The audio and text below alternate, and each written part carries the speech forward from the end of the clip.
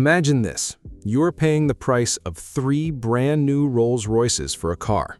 You open the heavy door, and inside, genuine mink carpets and 24-karat gold handles. You pull out onto the boulevard, and everyone around you thinks you're an oil tycoon or a cartel boss. But there's a problem. Underneath all that exclusive, pretentious, handcrafted bodywork, for which you've paid millions, hides the cheapest, most expensive engine, the kind you'd find in a mass-produced car bought by students and clerks. And the funniest part? The owners had no idea how badly they'd been ripped off. Today, we'll reveal the automotive elite's dirtiest secret. No boring historical fluff, just the greatest deception of the era. The 5 most brazen Frankenstein cars for which Elvis Presley, Arab sheikhs, and Hollywood stars paid suitcases of cash. And listen, make sure you watch all the way to the first place.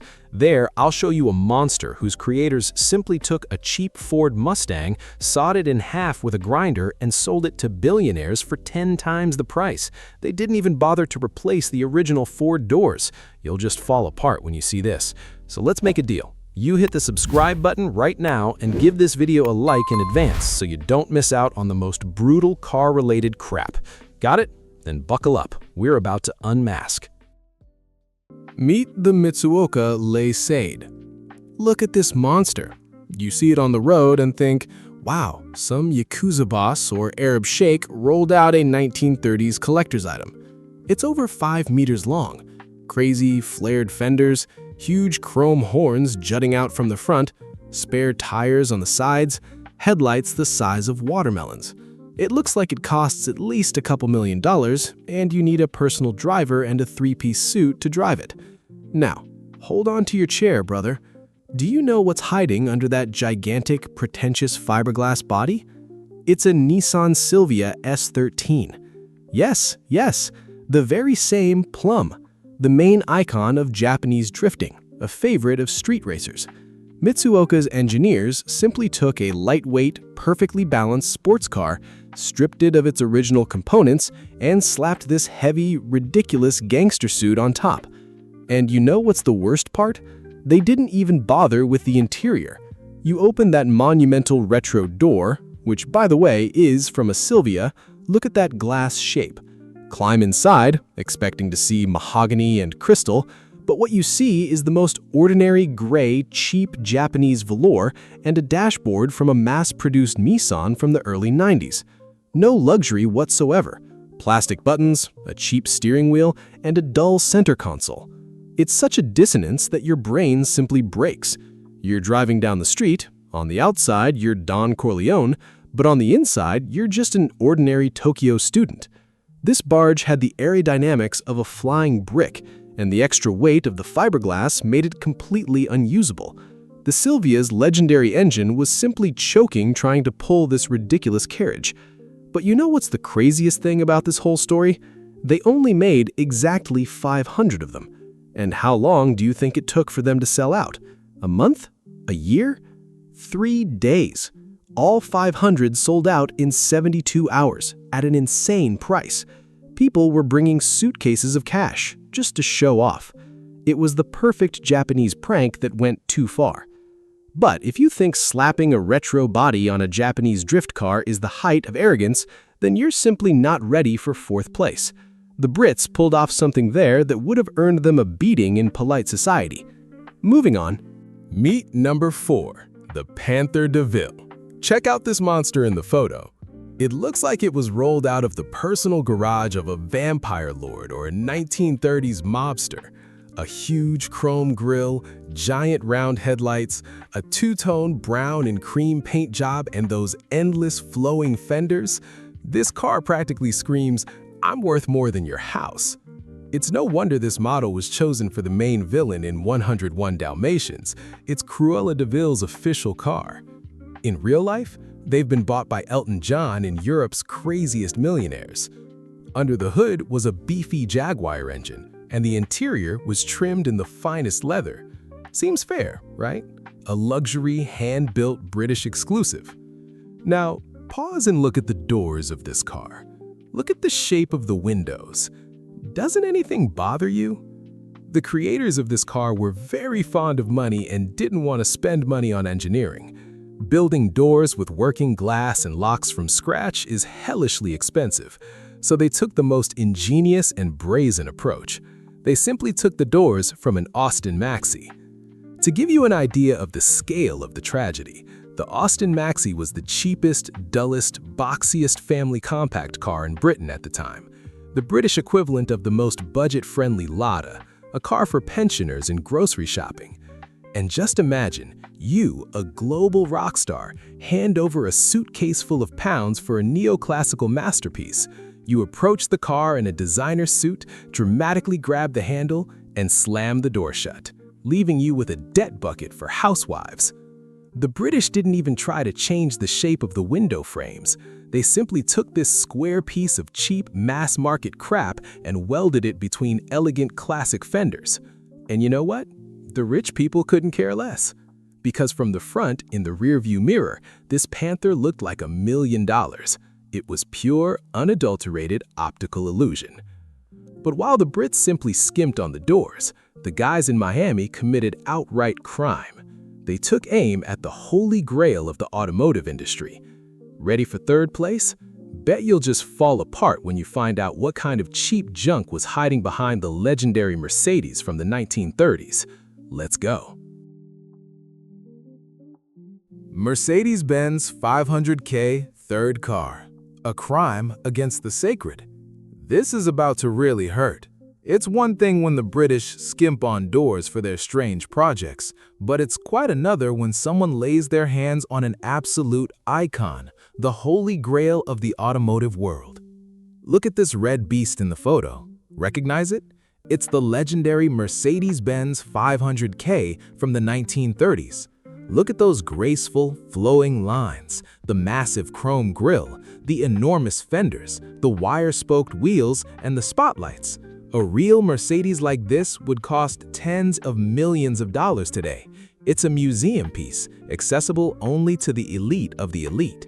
But we're not talking about art here. We're talking about the greatest deception. In the 80s, Miami, the capital of easy money and crime bosses, decided that every self-respecting guy with a fat wallet should drive a Mercedes like this, and companies like Heritage started brazenly churning out replicas. And just imagine, you've shelled out a ton of cash for it, more than any honest person would earn in a lifetime. You approach this red luxury, you open the door, expecting to see an interior made of fine wood, and you realized you've been ripped off like a schoolboy. Do you know what was hidden beneath that gigantic body, which was actually molded from cheap fiberglass? A Chevrolet Camaro.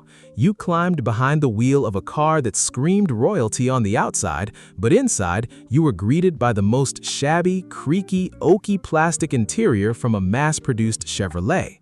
They didn't even try to properly disguise the dashboard. You touched the cheap steering wheel, pressed the flimsy plastic buttons, and listened to the ordinary V8 strangled by the American crisis rumble under that pompous hood. It was the ultimate fake, a Chinese Rolex of the automotive world. On the road, you looked like the king of the world, but the moment someone peered through your open window, all that pomp collapsed with the clank of an empty plastic bucket. But if the guys from Miami were simply scamming local gangsters, then the creators of the car in second place brazenly conned the king of rock and roll himself. They sold a cheap Pontiac for the price of 3 Cadillacs, covering it with real gold. Ready to see Elvis Presley's favorite but completely fake toy? Let's go to second place. It's mind-blowing. Meet the Stutz Blackhawk. In the 70s, it wasn't just a car, it was a ticket to a secret club of the elite. Elvis Presley bought the very first one. Frank Sinatra actually fought the dealer demanding it be given to him. Muhammad Ali, Hollywood stars, and Arab princes, they all went crazy for this design. And visually, it was truly mind-blowing. It looks like Dracula's carriage crossed with an armored safe. A huge chrome grille, aggressive fake exhaust pipes jutting out from the sides, and that massive heavy rear end. The price tag? 3, even 4 times the price of a top-of-the-line loaded Cadillac. For that kind of money, you were offered a genuine, handcrafted Italian body. Inside, the cabin features premium wood panels polished for 100 hours. And the main feature, every button, every lever, every door handle was plated with real 24-karat gold. Sounds like the perfect car for a king, right? Now comes the harsh reality. Let's peel back the gold mask. Do you know what Elvis actually drove after handing over a suitcase of cash? A Pontiac. Underneath this exclusive Italian metal lay the chassis, engine, transmission, and entire suspension from a completely mass-produced, run-of-the-mill Pontiac Grand Prix. Yes, the engineers simply took a mid-level management car, stripped it of its bodywork, and slapped this gold shell on top. You paid astronomical millions, but you got the handling, spongy brakes, and squeaks of a cheap Detroit sedan. Imagine the face of the owner who took his exclusive Stutz, which cost hundreds of thousands of dollars, to a mechanic who installed Pontiac parts for $15. But the kings didn't care. The main thing was that the crowd on the street was gasping. You think selling a cheap Pontiac for the price of 3 Cadillacs is the height of arrogance? You just didn't see our first place, because those guys there took an ordinary Ford Mustang, simply sawed it in half with a grinder, and sold it to billionaires as the ultimate neoclassical exclusive, without even replacing the original doors. Ready to see the absolute, utter scam of the century? Then let's go for first place. It's the finish line. First place, the absolute finale. The greatest scam in the history of the automotive industry. We've reached the top of the mountain. It's simply a legal heist for millionaires. Meet the king of all Frankensteins, the Zimmer Golden Spirit. This car screams money so loudly it'll make your ears pop. Giant external horns, a monumental chrome grille, huge spare tires on each side, and a long hood so long you literally need binoculars to see the front bumper. This car was bought by Arab sheikhs, showbiz stars, and those guys whose pockets simply couldn't hold wads of bills. It cost an insane amount of money. Zimmer's engineers didn't even bother. They simply took a brand new factory Ford Mustang, bluntly cut its frame in half with a grinder, welded in a piece of metal to stretch the wheelbase, and slapped on a long fiberglass nose and rear end. They didn't even try to hide the evidence. They left the original Ford doors. They kept the original windshield. You paid an astronomical sum for a sheikh's exclusive, climbed in wearing an expensive suit, closed that heavy door, and in front of you was a completely stock, miserable, creaking plastic dashboard from the Mustang that every other school child in your town drives. And it had the same engine, a strangled Ford unit that could barely pull that heavy fiberglass shell. It was the most brilliant, most brazen scam of the golden age. People paid suitcases of cash for an illusion stretched across a cheap mass-market product, and yet they felt like kings of the world. This is the era of Frankenstein, a time when show-offs were more valuable than any money, and manufacturers sold air in a pretty package. Tell us in the comments, guys, which of these cars blew your mind the most? Personally, I still can't forgive them for that hacked-up Mustang. Give this a big like, hit the subscribe button so that YouTube's algorithms will finally wake up, and we'll see you in the next episode. There will be even more wild stuff. See you soon!